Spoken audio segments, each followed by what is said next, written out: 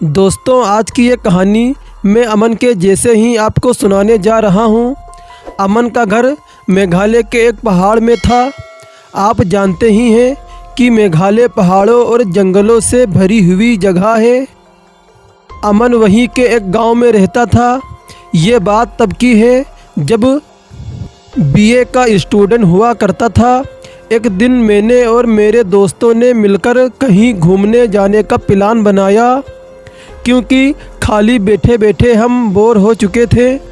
हम लोगों ने अपने गांव से करीब 10 किलोमीटर दूर स्थित एक जंगल में जाने का फैसला किया, क्योंकि हम सब एडवेंचर के बहुत शौकीन थे। हम घर से एक साथ निकलते हैं और घर पर बताते हैं कि हम कहीं घूमने जा रहे हैं, रात तक आ जाएंगे। मेरे साथ मेरे 3 दोस्त लिकेश और राकेश और विकास थे। हम करीब 4 बजे जंगल का रास्ता तय करते जंगल तक पहुंच गए थे और दिन के उजाले में पेड़ों की वजह से बहुत घना और अंधेरा लग रहा था। उस समय हम उस जंगल में चलते चलते एक हमें अंदर का पुराना सा मंदिर दिखाई देता है। हम उस मंदिर के पास रुक जाते हैं। मंदिर में एक बहुत ही पुरानी मूर्ति हमें नज़र आती है। फिर हमने वहां प्रदर्शन किया, लेकिन वहां पर कोई इंसान नहीं था। वहीं बाहर बैठ के हम बातें करने लगे। बातें करते करते हमें ये भी नहीं पता चला कि कब शाम के लगभग 7:30 बज चुके थे। जंगल में अंधेरा अपनी चरम सीमा पर पहुंच गया था। फिर लिकेश ने अपना फ़ोन निकाला और उसकी टॉर्च जलाई। हम जैसे ही मंदिर से बाहर निकले, अचानक से ज़ोर से बहुत तेज़ हवा चलने लगी। हवा ऐसी चल रही थी कि जैसे आंधी चल रही हो। थोड़ी देर बाद पानी भी बरसने लगा। हमने वहीं मंदिर में थोड़ी देर रुकने का फ़ैसला किया और हमने सोचा आज तो घर पर जमकर डांट पड़ने वाली है। उस सुनसान जंगल में कोई भी नज़र नहीं आ रहा था। केवल जानवरों और शियारों के चिल्लाने की आवाज़ें आ रही थीं। फिर लगभग 1 घंटे बाद बरसात थोड़ी कम होती है और हम वहां से निकलने का फ़ैसला करते हैं। फिर रात के करीब 8:30 बज चुके थे। अब भी हमें जंगल के अंदर लगभग 4 किलोमीटर चलना था। थोड़ी देर चलने के बाद हमें किसी औरत के ज़ोर ज़ोर से चीखने की आवाज़ सुनाई देती है। ये आवाज़ को सुनकर हम लोगों के पसीने उड़ जाते हैं और हम लोग सोचने लगते हैं कि इतनी रात में इस जंगल में आखिर कौन आवाज़ दे रहा है। फिर हम बुरी तरीके से घबरा जाते हैं, लेकिन चलते ही चल रहते हैं और चलते चलते हमें पता नहीं चलता है कि कब विकास पीछे ही छूट जाता है। जब हम पलट कर के देखते हैं तो वहाँ फिर विकास हमारे साथ नहीं रहता है। फिर हम ज़ोर ज़ोर से विकास को आवाज़ लगाने लगते हैं, लेकिन कोई भी जवाब नहीं आता।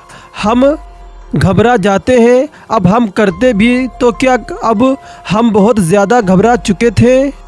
फिर हम सभी दोस्तों ने मिलकर के विकास को ढूंढना शुरू कर दिया और हम करीब आधा 1 किलोमीटर जंगल के अंदर वापस गए और वहां पर देखा कि विकास चुपचाप एक जगह पर खड़ा हुआ था।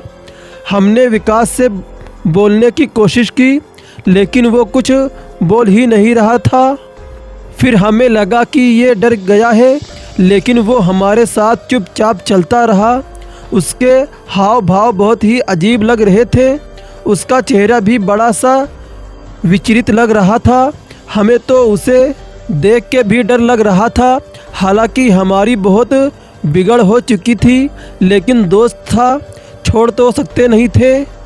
फिर हम जैसे तैसे करके उस जंगल से बाहर निकले और अपने घरों की तरफ रवाना हो गए। उस रात डर के मारे मुझे तो नींद नहीं आई।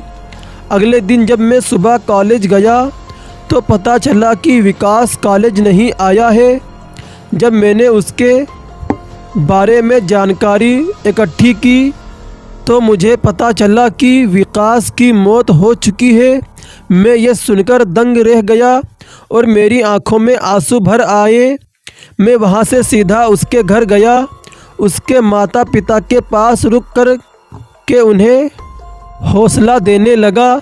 जब मैंने उसके माँ बाप से विकास की मौत का कारण पूछा तो विकास के माँ बाप ने बताया कि रात को जब वो घर आया तो उसे बहुत तेज़ बुखार था और उसका शरीर लोहे की तरह चल रहा था और अब हम लोग उसे अस्पताल ले जा रहे थे तो रास्ते में ही उसकी मौत हो गई।